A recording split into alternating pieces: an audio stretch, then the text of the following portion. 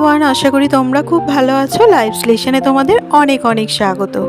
আজকে বুধবার সারাটা দিন কি করছি না করছি সবটাই তোমাদের সাথে শেয়ার করতে থাকবো, তো পুরো ভিডিওটা দেখতে থাকো। আজ তোমাদের সাথে কি কথা বলবো কিছুই বুঝে উঠতে পারছি না। একজন ডাক্তার, একজন মা বাবার মেয়ে, তার মৃত্যুর পেছনে যারা রয়েছে তাদের আর কিছু বলারই নেই। আর এই সমাজে যখন ছেলে আর মেয়ের কাজের কোনো পার্থক্য নেই, সব সময় মনে হয় দেশের ছেলে মেয়েরা কাঁধে কাঁধ মিলিয়ে একসাথে দেশটাকে এগিয়ে নিয়ে যাবে, কিন্তু দেশে ঘটে যাওয়া এই ঘটনাগুলো খুবই দুঃখজনক হয়ে পড়ে। আর জানো তো, এইসব দেখলে পরে মনে হয় আমরা অনেকটা পিছিয়ে আছি। স্বাধীন দেশে রয়েছি ঠিকই, কিন্তু কোথাও যেন মেয়েরা এখনও স্বাধীন হয়ে উঠতে পারিনি। আজও আমাদের দেশের মেয়েরা নিরাপদ নয়, পথ চলে যেন ভয়ে ভয়ে। এই বিকৃত মানসিকতার যে মানুষগুলো যেন দেশটাকে অনেকটা পিছিয়ে নিয়ে যাচ্ছে, কিছুতেই এগোতে দিচ্ছে না। যতটাই এগিয়ে যাচ্ছে আবার তারা কিছু না কিছু এমন কাণ্ড ঘটিয়ে বেড়াচ্ছে, তাতে আবার যেন দেশটা পিছিয়ে পড়ছে অনেকটাই। আর এই পেছনের দিকে টেনে নেওয়ার ভয় শুধু একটা মহিলার নয়, তার বাবা মা পরিবারের সকলের এই ভয় বয়ে নিয়ে চলতে হচ্ছে।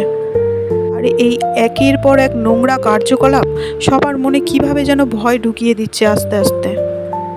আর এই ভয় যেন সন্তান হারানোর ভয়, প্রিয় মানুষ হারানোর ভয়। এই বিকৃত মানসিকতার মানুষগুলো যদি চরম থেকে চরমতম শাস্তি না হয়, তাহলে পরে কি অসুবিধা বলো তো এই দেশের। এমন অপরাধ করা তো দূরে থাক, তারা যেন চিন্তাও করতে না পারে, ওদেরকে এমন শাস্তি দেওয়া উচিত। আর জানো তো, এই অপরাধ করার থেকে যদি শাস্তিটা আরও বেশি প্রবল হয়, তাহলে হয়তো এমন অপরাধের পরিমাণটাও সমাজে কমতে থাকবে। তাই দরকার তাদের পর্যাপ্ত পরিমাণ শাস্তিটা দেয়া, আগে তাদেরকে খুঁজে বের করা, তাদেরকে শাস্তিটা যেন প্রবল থেকে প্রবলতম দেওয়া উচিত। আরজি করের এই ঘটনা আমরা সত্যি খুবই মর্মাহত হয়ে পড়েছি। আর যারা এই ঘটনার পেছনে রয়েছে তাদের যেন দৃষ্টান্তমূলক শাস্তি হয়। চলো তোমাদের সাথে গল্প করতে করতে দেখো, এদিকে বোঝো টিফিনটাও রেডি করে নিচ্ছি। আজকে টিফিনে ওকে দেবো হচ্ছে এগ রোল, তাই রীতিমতো এগ রোলটাও বানিয়ে নিচ্ছি। আর জলখাবারে যেহেতু রুটি হবে, তাই আটাটাও একেবারে মেখে রেখে দিয়েছি। তো টিফিনটা ওদিকে রেডি হয়ে গেছে। আর বোঝোকে আজকেও চিড়ে দই খাইয়ে দিচ্ছি। তো একটুখানি বিরক্ত হচ্ছিল ঠিকই যে আমি রোজ রোজ এই চিড়ে দই খাবো না, আমাকে খাইও না চিড়ে দই। তো আমি বললাম ঠিক আছে, তাহলে কি আলু সেদ্ধ ভাত খাবি? বলছে না, সেটাও খাবো না। তো কিছু তো একটা খাইয়ে পাঠাতেই হবে। আসলে বুঝতে পারি এত সকালে কারোরই খেতে ইচ্ছা করে না, আমরাও খেতে পারবো না, কিন্তু দেখো অনেকটা টাইম তো স্কুলে থাকতে হয়, সে টিফিন পিরিয়ডটা অনেকটা লেট করে। তো কিছু একটু ভারী খাবার পেটের মধ্যে না ফেললে পারে হয়, ওই জন্য জোর জবরদস্তি যেটুকুনি খায় সেটুকুনি উপকার। আর ভাদ্র মাস পড়ে যাওয়াতে দেখো বেশ চড়া রোদ উঠতে শুরু করে দিয়েছে। ভাদ্র মাস যেহেতু পড়ে গেছে, মাথায় একটা চিন্তা করতে শুরু করেছে কবে এবার জামা কাপড়গুলো রোদে দেবো। আর একসাথে তো পুরো আলমারি শুদ্ধ জামা কাপড় একদিনে রোদে দেওয়া হয় না, এক একটা তাক এক এক দিন করে দিই, সেগুলো ঠান্ডা করে তুলতেও তো একটুখানি সময় লাগবে না। আর এখন উপরের ঘরটা হয়ে যাওয়াতে খুব ভালো হয়েছে জানো তো, ছাদের মধ্যে দিই রোদে, আর ওইগুলোকে তুলে তুলে উপরের ঘরে রেখে দিই। তারপরে যখন পারি তখন সময় মতন ওগুলোকে গুছিয়ে গুছিয়ে আবার আলমারিতে ভরে নিই। আর আগে কি হতো, উপরের ঘরটা যখন ছিল না তখন খুব অসুবিধা হতো। এই একটা ঘরের মতো সব জামা কাপড়গুলো নিয়ে এসে রাখা হতো এক সাইড করে, নয় বিছানার এক সাইডে, মানে অসুবিধাটা খুবই হতো। এবার সাথে সাথে তো আর ভাঁজ করে রাখা যায় না, ওগুলো ঠান্ডা হবে, ঠান্ডা হয়ে ভাঁজ করে তারপরে রাখবো, খুব অসুবিধা হতো। যাই হোক, আগের বছর থেকে একটু সুবিধা হয়েছে যে সময় মতন ওগুলো গুছিয়ে নিতে পারি, যখন তখন মানে গুছিয়ে যে রেখে দিতে হবে, ঘর ফাঁকা করতে হবে, সেই ব্যাপারটা আর এখন নেই। আর সকালবেলা রুটির সাথে কি করব সেটা এবার চিন্তা করছি কাজ করতে করতে, যে কি করব। এই হয়, আম যতদিন ছিল ততদিন তো কোনো ঝামেলা ছিল না, কিছু একটু করে দিলে পরে, আম থাকলে পরে মনোজ ঠিক রুটিটা খেয়ে নেয়। খাওয়া নিয়ে ওরই সমস্যা একটু বেশি হচ্ছে, একটু ভালো মন্দ দিতে হয় সামনে, নয়তো খেয়ে উঠতে পারে না, ওই আর কি। আমরা কি হয় পেট ভরানোর মতো যেটুকুনি কম বেশি খেয়ে নিক ঠিক আছে, ও একদম খেতে পারে না, মনের মতো না হলে পারে না, একদম খেতে পারে না, একটু প্রবলেম হয় ওকে নিয়ে খাওয়া। আর আম যেহেতু শেষ হয়ে গেছে, এবার তরকারিটাও তরিজুত করে করতে হয়, তাই ভাবে কাজগুলো করতে করতে ভাবছি কি করব। তারপরে ভাবলাম নাও, আলু দিয়ে পেঁয়াজ দিয়ে ডিম দিয়ে একটুখানি তরকারি করে দিই, এটা খেতে ভালোই বাসে। তা বলে ভালোবাসার জিনিস কিন্তু আবার পর করে দিলে পরে ভালোবাসবে না, একঘেয়ে হয়ে গেলে পরেই ব্যাস, তাহলে পরে ও অসুবিধা। তাই জন্য একটু ঘুরিয়ে বেরিয়ে করি। তো অনেক দিন, বেশ মাঝে কয়েকদিন করা হয়নি এটা, তাই ভাবলাম আজকে এটাই করে দিই।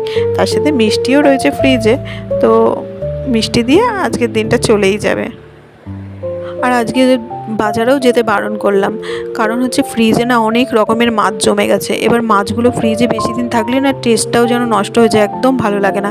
তাই জন্য বললাম যে মাছ আর আনতে যেতে হবে না, বাজারে যাওয়ার দরকার নেই। এইদিকে পটল রয়েছে, তো ভাবলাম একটু ডাল করব, টক ডাল করব। আম রয়েছে, তো তার সাথে পটল ভাজা করব।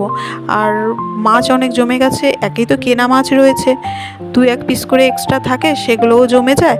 তারপরে পাশের এক দাদার পুকুর আছে, সে মাঝে মধ্যেই যখন জাল দেয় তখন মাছ দিয়ে যায়। আর সেই মাছ দিয়ে গেছে, অনেক মাছ দিয়ে গেছে, রুই মাছ, ছোট ছোট রুই মাছ দিয়ে গেছে। তো ছোট রুই মাছ ওই যে আগের দিনই বললাম মনোজ একদম খেতে পারে না, তো ছোট পুকুরের মাছ ফাছ না এগুলো আবার শ্বশুর শাশুড়ি ভীষণ ভালোবাসে। তো আগের দিন বড় সাইজের যে রুই মাছ এনেছিল সেটা আর ওনারা খাননি, আমরা 3 জনে খেয়েছি। তো আরও 3 পিস রয়েছে, সেটা আমাদের 3 জনের হয়ে যাবে।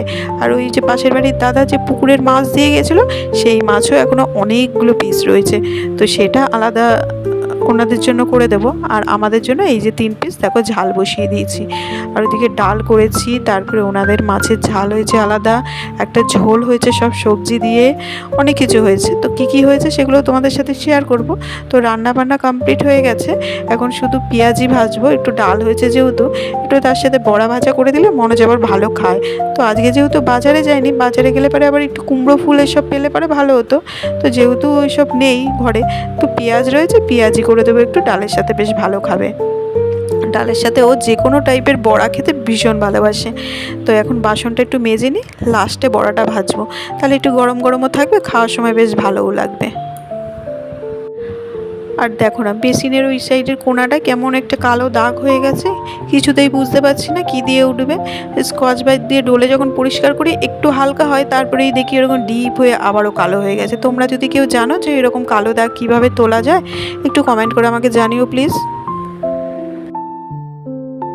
তো চলো এবারে কী কী রান্না করেছি সেগুলো তোমাদের সাথে একটু শেয়ার করি। এখানে তো কাতলা না, সরি, এটা রুই মাছ, রুই মাছের ঝাল করেছি। আর এদিকে আমের চাটনি রয়েছে আগের দিনে, সেই চাটনিটা এখানে রাখা রয়েছে। আর এদিকে ইলিশ মাছ 2 পিস ছিল, একটা লেজা আর একটা লেজার সাইডের যে ছোটো পিসটা সেটা ভেজেছি, পটল ভেজেছি। আর এখানে সেই পুকুরের যে মাছটা ছিল, রুই মাছটা ছোটো সাইজের, সেটা ঝাল করা রয়েছে, এটা শ্বশুর শাশুড়ির জন্য। আর তার সাথে রয়েছে এখানে সব সবজি দিয়ে একটা ঝোল। অনেক কিছু রান্না হয়ে গেছে। আমাদের বাড়িতে না খাওয়া নিয়ে একটু সমস্যাটা বেশি, তাই পদে পদে রান্নাটাও বেড়ে যায়। আর এখানে দেখো পেঁয়াজি বসিয়ে দিয়েছি। এখন রাত 9টা বাজে, একটু টিভি খুলে বসেছি। সেই দুপুরবেলা রান্না করার পর ভিডিওটাকে করেছিলাম, তারপরে আর ভিডিও অন করা হয়নি। দুপুরবেলা বেসিক্যালি একটু শুয়েছি, তারপরে বজুকে পড়াতে বসিয়েছি, বিকেলবেলা উঠে টিউশনি পড়ানো, আর বজুকে আজকে অনেকক্ষণ পড়িয়েছি। ও বিরক্ত হয়ে গেছে, আমারও আর লাস্টে ভালো লাগছিল না, তারপরে উঠে পড়েছি। যেহেতু 27 তারিখ থেকে আবার এক্সাম স্টার্ট হচ্ছে, সেহেতু একটুখানি চাপেই আছি, ও আর আমি দুজনেই চাপে আছি। তো চলো ভিডিওটা শেষ করার জন্যই আবার ভিডিওটাকে অন করলাম। তো আজকের মতো ভিডিওটা এখানেই শেষ করছি, আগামীকাল আবার নতুন ব্লগ নিয়ে তোমাদের কাছে ফিরে আসছি।